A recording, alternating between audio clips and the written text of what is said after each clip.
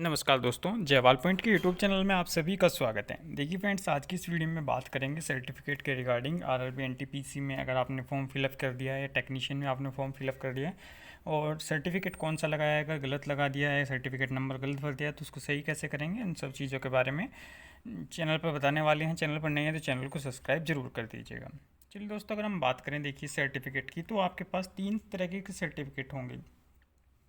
एक तो आपके पास ऑफलाइन वाला सर्टिफिकेट हो सकता है, जो कि पहले आपने बनवाया हो अपने डिस्ट्रिक्ट हॉस्पिटल में जा कर के। एक ऑनलाइन जैसे ही आपका यूडीआईडी बनता है, उससे आप ऑनलाइन डाउनलोड कर सकते हैं। स्वावलंबन साइट पर जा कर के आप लोग वहाँ से अपना यूडीआईडी नंबर जो आपके पास है उससे भर करके अपना एक सर्टिफिकेट डाउनलोड कर सकते हैं। उसमें आपका सर्टिफिकेट नंबर, डेट इशू सब कुछ लिखा होगा और एक आपका रेलवे फॉर्मेट का सर्टिफिकेट होता है, जो कि रेलवे के नोटिफिकेशन में आप लोगों को दिख जाएगा दोस्तों। ठीक है, तो इन तीनों सर्टिफिकेट्स की बात करें, अगर हम आप लोग ने कुछ हो सकता है कि रेलवे सर्टिफिकेट बनवा रहे हों और वहाँ से जा कर के डॉक्टर की मोहर लगवा करके उसको बनवा करके रख रहे हों। ठीक है दोस्तों, तो ऐसा कुछ नहीं करना आपको। मैं आपको बता दूं, सबसे जो ज़्यादा इंपॉर्टेंट है इन तीनों में, वो ऑनलाइन सर्टिफिकेट है, जो कि यूडीआईडी से आपने निकलवाया होगा।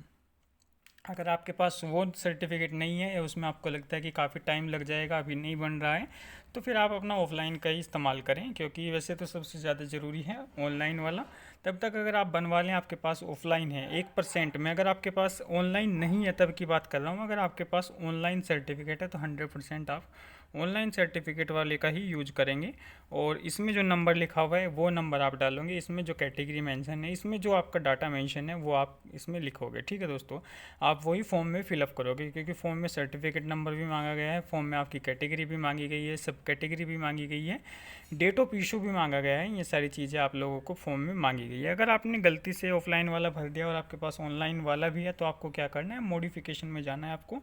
वहाँ से आप जा करके मॉडिफिकेशन में वहाँ से आप चेंज कर सकते हैं, अपनी डिटेल को चेंज कर सकते हैं। मॉडिफिकेशन में जा करके आपके 250 रुपये लास्ट में कटेंगे, क्योंकि ये रेलवे ने पहले ही कहा है कि मॉडिफिकेशन में हम आपसे 250 रुपये लेंगे। तो मॉडिफिकेशन में आप जा करके इसको चेंज कर सकते हैं। तीसरी बात करें रेलवे सर्टिफिकेट की, उसकी कोई ज़रूरत है क्या, तो अगर उसकी आपको ज़रूरत पड़ेगी, हालांकि काफ़ी लोगों ने उसमें बनवाया भी था और काफ़ी लोगों ने वो बनवाया भी नहीं है डीवी के टाइम पर।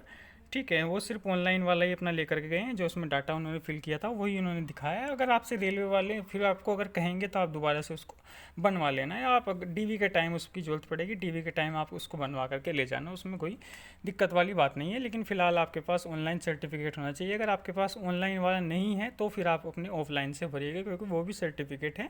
अब जो प्राथमिकता दी जा रही है, प्रायोरिटी दी जा रही है, वो वैसे तो ऑनलाइन वाले को दी जा रही है। यूडीआईडी आपके पास होगा, यूडीआईडी नंबर होगा, वहाँ आपका ई डिसेबिलिटी सर्टिफिकेट, स्वावलंबन साइट पर आप जाइएगा, गूगल पर सर्च करिएगा स्वावलंबन में जाकर के आपसे ई डिसेबिलिटी कार्ड का ऑप्शन आएगा, ई डिसेबिलिटी कार्ड, और ई डिसेबिलिटी कार्ड में वहाँ ई डिसेबिलिटी सर्टिफिकेट भी आएगा। और जो यूडीआईडी नंबर आपको वो मांगा जाएगा, या आपसे आपका आधार नंबर मांगा जाएगा, आधार कार्ड का नंबर मांग सकता है वो, आपसे मोबाइल नंबर मांग सकते हैं, ये डिटेल आपसे मांगी जाएंगी। वहाँ से आप अपना ऑनलाइन सर्टिफिकेट डाउनलोड करेंगे, ऑनलाइन सर्टिफिकेट्स की जो डिटेल है वही आप अपने फॉर्म में फिलअप करेंगे। ठीक है दोस्तों, बाकी आप अगर कोई मिस्टेक हो जाती है तो मॉडिफिकेशन में भी टाइम है आपके पास, उसमें चेंज कर सकते हैं। कोई अदर इन्फॉर्मेशन होगी सर्टिफिकेट के रिगार्डिंग। दूसरी बात, काफ़ी लोगों का कमेंट आता है स्टेट का सर्टिफिकेट, सेंट्रल का, तो ऐसा कोई स्टेट सेंट्रल का नहीं होता। आपके पास या तो ऑनलाइन सर्टिफिकेट होगा, जो भी है, चाहे वो आप स्टेट माने चाहे आप वो सेंट्रल माने, कुछ भी माने, मैं तो उसको ऑनलाइन कहूँगा। और दूसरा, इससे पहले भी कोई मैंने सेंट्रल वगैरह का कोई ऐसा नहीं सुना कि